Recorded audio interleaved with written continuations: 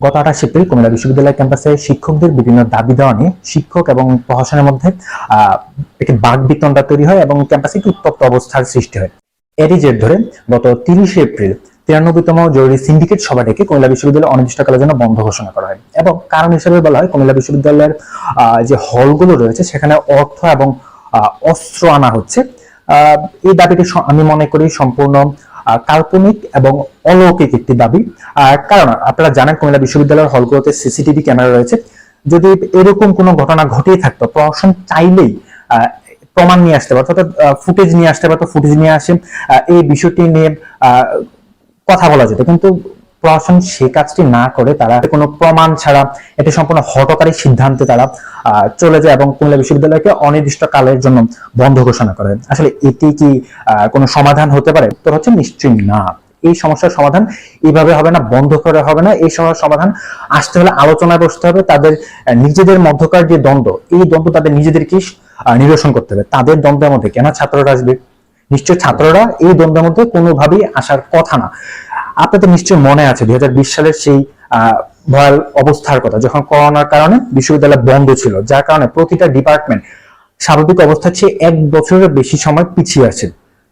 তাহলে সেই পিছিয়ে থাকা অবস্থাকে যদি আমি মাথায় রাখি, অর্থাৎ সেই বাস্তবতাকে মাথায় নিয়ে কুমিল্লা বিশ্ববিদ্যালয় কিভাবে আবার অনির্দিষ্টকালের জন্য বন্ধে চলে যায়, এটি একটি ছাত্র বিরোধী সিদ্ধান্ত এবং এটি ভয়ঙ্কর সিদ্ধান্ত। আমরা মনে করি এটি একটি শিক্ষার নৈরাজ্য। এই পরিস্থিতিতে কুমিল্লা বিশ্ববিদ্যালয় কোনোভাবে বন্ধ হওয়ার দাবি রাখে না, বরং আলোচনার মাধ্যমে এই সমস্যার সমাধান করা যেত। বিশ্ববিদ্যালয় এখন পর্যন্ত আপনারা জানেন বন্ধ হওয়ার অনেক দিন চলে গিয়েছে। আমরা বারবার শিক্ষকদের প্রশাসনের দৃষ্টি আকর্ষণ করে বলেছি, আপনারা আমাদেরকে এই অবস্থা থেকে মুক্তি দেন, আপনাদের মধ্যকার এই ঝামেলার মধ্যে আমাদেরকে দয়া করে জড়াবেন না, কারণ আমরা এমনিতেই পিছিয়ে আছি, আমাদের দয়া করে আর পিছিয়ে দিবেন না। কিন্তু তারা আমাদের কথা কর্ণপাত করে নাই। তারা বরং তাদের যে বক্তব্য, সে বক্তব্যটি এখনো দাঁড়িয়ে আছে। আমরা বিশ্বাস করি প্রশাসন চাইলেই এই বিশ্ববিদ্যালয়ের সকল কার্যক্রম আবার খুলে দিতে পারে।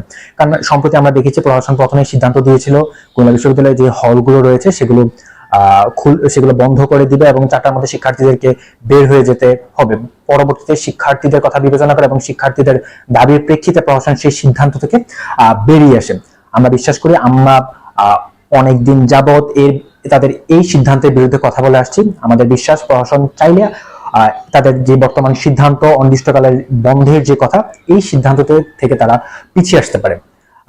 আমরা এই তীব্র গরমের মধ্যে আমরা প্রতিদিন ক্যাম্পাসে যাচ্ছি, ক্যাম্পাসে গিয়ে আমাদের যে দাবি দেওয়া সেগুলো উপস্থাপন করছি। তারপরও যদি প্রশাসন তাদের সিদ্ধান্ত থেকে বেরিয়ে না আসে, আমরা পরবর্তীতে তীব্র আন্দোলনের দিকে যাব। কারণ আপনারা জানেন বাংলাদেশের শিক্ষার্থীরা জানে কিভাবে তাদের দাবি আদায় করে নিতে হয়। আমরা আমাদের যদি দেয়ালে পিঠ থেকে যায়, আমরা আমাদের দাবি আদায় করে নিতে জানি। তাই আমি আবারও সুস্পষ্ট করে বলতে চাই, আমি বর্তমান প্রশাসন যে সিদ্ধান্ত নিয়েছে সেই সিদ্ধান্তের বিরুদ্ধে অবস্থান করছি এবং আমি চাই খুব দ্রুতই কুমিল্লা বিশ্ববিদ্যালয় তাদের স্বাভাবিক অবস্থায় ফিরে আসুক, কুমিল্লা বিশ্ববিদ্যালয় খুলে দিক, শিক্ষার্থীদের পদচারণায় মুখর হয়ে উঠুক আমার প্রাণের ক্যাম্পাস কুমিল্লা বিশ্ববিদ্যালয়। আমি আরাফ ভূঁইয়া, পদার্থবিজ্ঞান বিভাগ, কুমিল্লা বিশ্ববিদ্যালয় 14তম বর্ষ। সবাইকে অসংখ্য ধন্যবাদ।